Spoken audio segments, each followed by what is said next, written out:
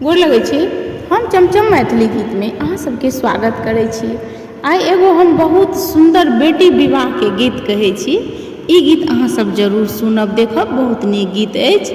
और यदि अहाँ सबके नीक लागे तो हमर वीडियो के लाइक जरूर करब और चैनल के सब्सक्राइब जरूर करब। जंघिया बैसाए बाबा बैसला मंडप पर, बाबा करुण धिया दान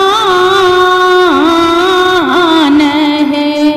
आहे बाबा करुण कन्या दान है। तारा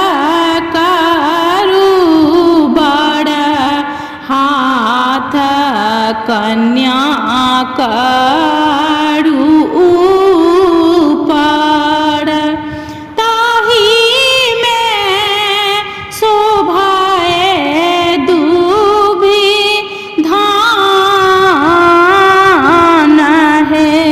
आहे ताही में शोभाए दूभी धान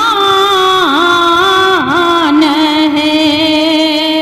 गुरु वशिष्ठ मुनि मंत्र पढ़ाओल, मंत्र पढ़ते श्री राम है। आहे मंत्र पढ़ते श्री राम है। सीसा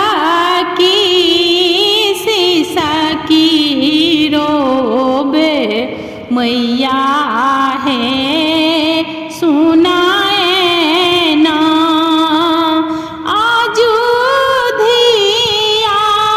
होई छथि वीरान है। जाहि धिया लाए बाबा नटुआ